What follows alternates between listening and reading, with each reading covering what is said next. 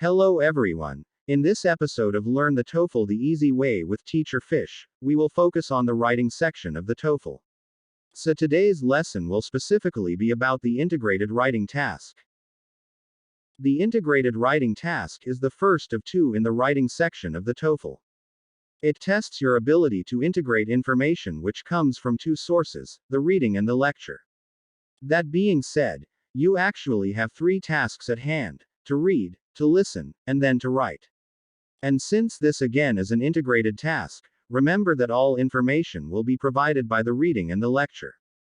So, what does this mean? It means that there should not be any information in the response that does not come from the two sources, the reading and the lecture. As test taker, you begin your task by reading a passage which is typically 4 paragraphs long and contains between 230 to 300 words. The reading will then be followed by a professor's lecture about the same topic that could either support or contradict with the reading's claims. Then, you must write a response, summarizing at the same time explaining how the lecture casts doubt or supports the reading's points. Another thing to note in integrated writing task is the time limits involved. First, you are given 3 minutes to read the commonly 4-paragraph long passage, at the same time take notes of important details. Then, the professor's lecture will run for about 2 to 2.5 minutes. Finally, you will be given 20 minutes to write your response. Your response must be between 150 to 225 words and should cover all the essential information from the two sources. Now for the note-taking process, we start off with the reading part of the task, since it is the first that you would encounter whenever you are engaged with a TOEFL integrated task. Expect to have fewer notes for this part since its details will only be used as bases of support or opposition from the lecture. But then again, do not discount the importance of the reading details and instead take good notes of them. They might even help increase your score. Anyway, in the reading part, the first thing to take note of is the main idea of the passage. Now, if not all of us, most of us probably already know what a main idea sentence in a passage is. But for those of you who still have a bit of a confusion, the main idea is the statement that contains the purpose or sets the direction of the text. While most of us already know this, a better question would be, can you accurately point at a passage's main idea? Some of you might say, it is the first sentence of the passage, or if not at least the second. In some cases this is true, but in some, this might not be the case. And so, to accurately point at a passage's main idea, remember two things: the first sentence and the last sentence of the first paragraph. If the first sentence is not the main idea sentence of a passage, its duty is to present the topic or subject being discussed. On the other hand, the last sentence of the paragraph may be expressed as a summation of the information in the paragraph as well as a link to information in the next paragraphs. Next, you also have to take note of the key points or the major details from the reading passage. Now remember this, aside from the key points being the direct support of the main idea of the reading, they are also the details that needed to be compared or contrasted with the lecture's key points, so be very keen at taking notes of them. But, how are we supposed to know the key points of a passage, you may ask? Think of it this way: when writing an essay, isn't it that you write your thesis statement and topic sentences? So in a reading passage, the main idea sentence is similar to a thesis statement while the topic sentences are identical to key points. Unlike the main idea, key points are normally found in the first sentence or at least the first 2 sentences of a paragraph. And again, these are statements that directly back up the claim or claims of the main idea. For example, if the main idea reads, "Reusable plastic bags should be adopted over plastic grocery bags," the key points may discuss why it is a good idea to use reusable bags instead of the traditional plastic bags. For instance, it may sound like, "Reusable plastic bags will help save petroleum." Now, something to keep in mind: the number of key points depends on the number of paragraphs that a reading passage has. What I mean is, in a typical 4-paragraph passage, there would be 3 key points or major details. Of course, The first paragraph provides you with the main idea, then the next three is where you find the key points. So your notepad may look like this.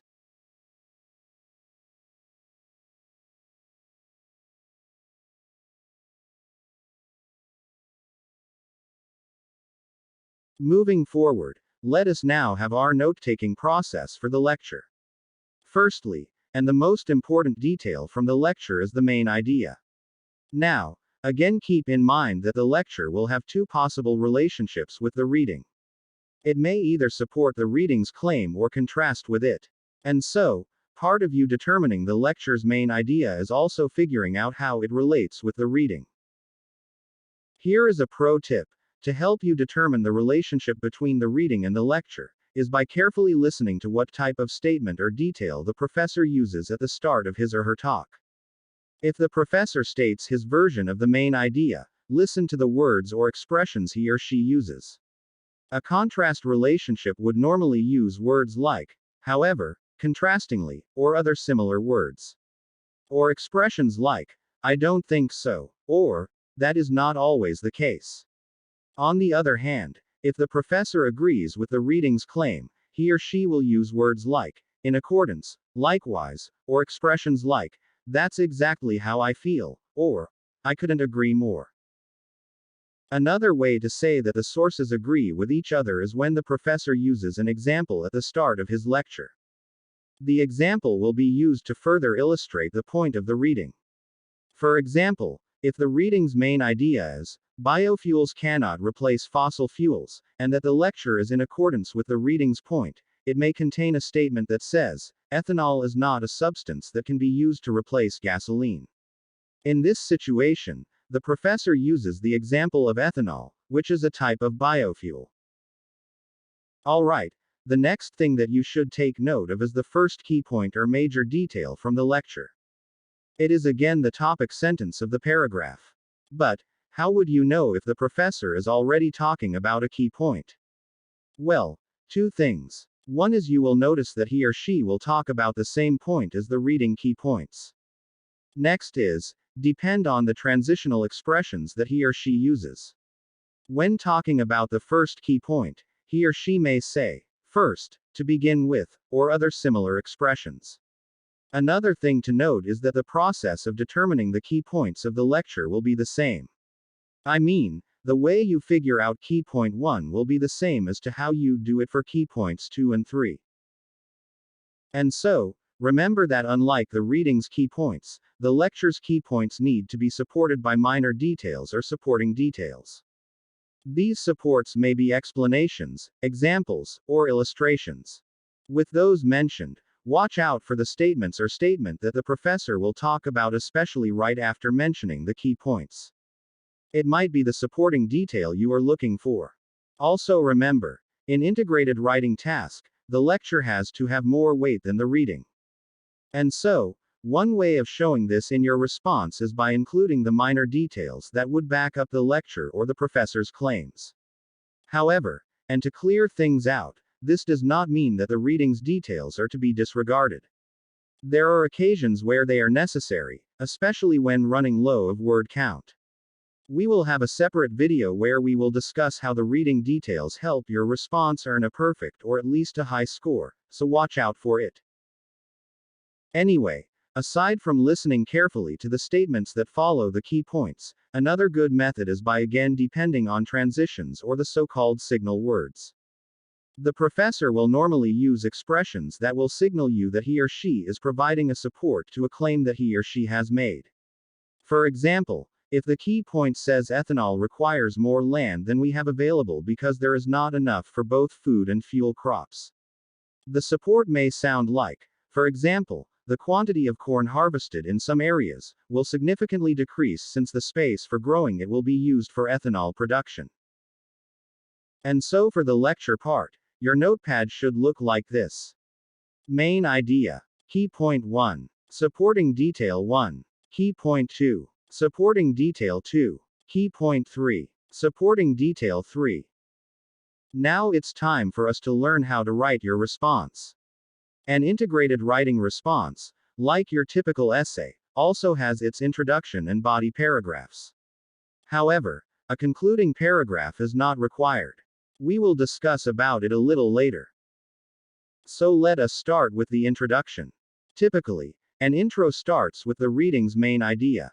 However, I like adding spice to it, so I teach my students to use what we call common topic statement. To define it, it is a statement that introduces the topic that both the sources talk about. Now, a common topic statement is not just ketchup on burger that adds flavor to a response, but it also helps increase your word count. Plus the fact that it makes your response look a bit different from a normal introduction. And so, it may be written as, both the reading and the lecture discuss about, then the common topic. The common topic statement is then followed by the main idea of the reading. In writing the main idea or any detail from the two sources for that matter, the source of information must always be attributed. So again, it can be written as, according to the passage, then the main idea of the reading. Then, the last sentence of the introduction is the main idea of the lecture. This is also the part wherein the relationship between the two sources is first mentioned. For example, if the lecture supports the reading, then it can be written as, in accordance with the reading's main idea, the professor mentions that, then the main idea of the lecture. Or, the professor supports the main idea of the reading and provides the example of, then followed by the example that you heard at the start of the lecture. In contrast, if the lecture disagrees with the main idea of the reading, begin your sentence with a transition of contrast like, however, in contrast, or on the other hand, followed by the main idea statement. It may again be written as, however, the lecture refutes the reading's main idea and mentions that, followed by the main idea of the lecture. Okay, let us now move to the next part of your response. The body paragraph or paragraphs. Before we discuss how your body paragraphs should be written, note that the number of body paragraphs must agree with the number of key points from the reading and the lecture, combined. So if in the reading, you were able to take notes of 3 key points and the same number with the lecture, then the response has to have 3 body paragraphs.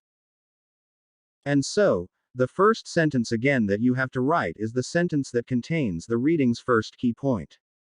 Start the paragraph with a transition or an expression that would signal the reader that you are about to discuss the first key points.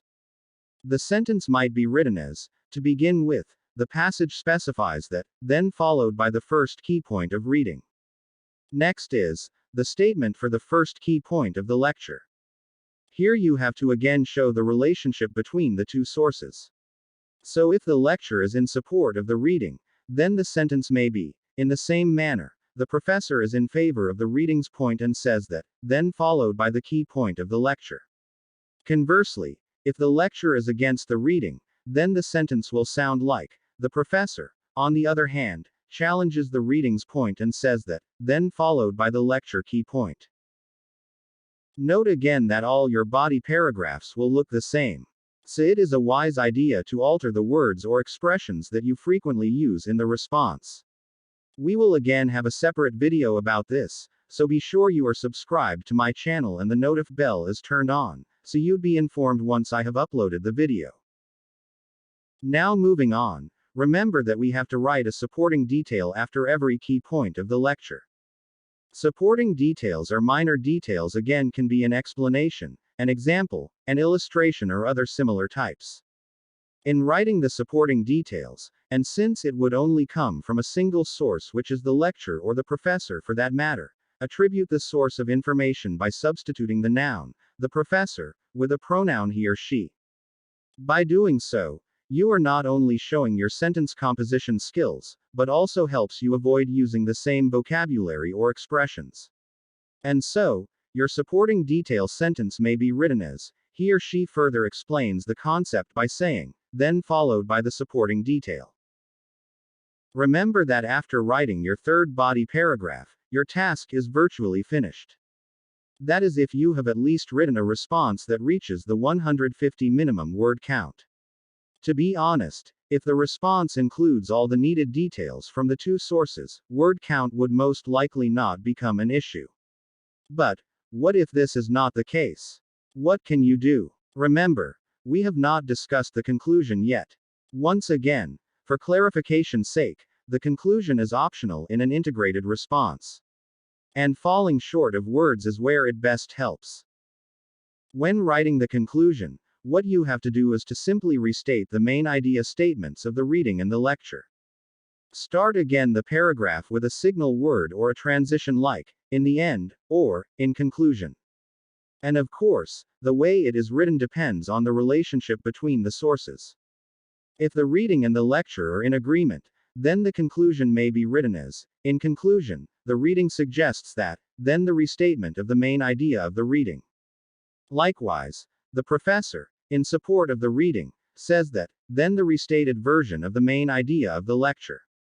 On the other hand, in a situation where the two sources are not in favor of each other, the conclusion may be written as, in conclusion, while the reading suggests that, then the restatement of the main idea of the reading, the professor disagrees and says that, then the restated version of the lecture's main idea.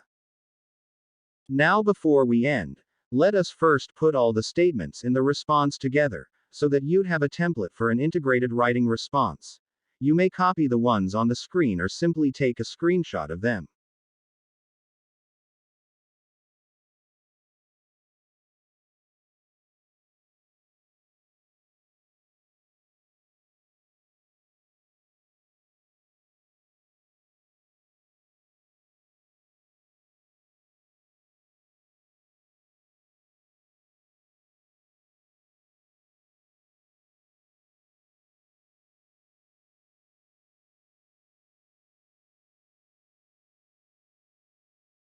So this is the end of our lesson about the integrated writing task of the TOEFL. I hope that after the lecture, you now have a better grasp of the task. Watch out again for the second part of our integrated writing lesson video where we will learn the secrets of earning a perfect score in the task. And always remember, the TOEFL is not difficult, if you know what to do. Also, do not forget to press like, subscribe, and turn on the notification bell so that you'd be informed every time I upload a new TOEFL video. Finally, for comments, suggestions, and feedback, please leave them on the comment section and I will try to respond to them as soon as I can. With that, see you on the next episode of Learn the TOEFL the Easy Way with Teacher Fish.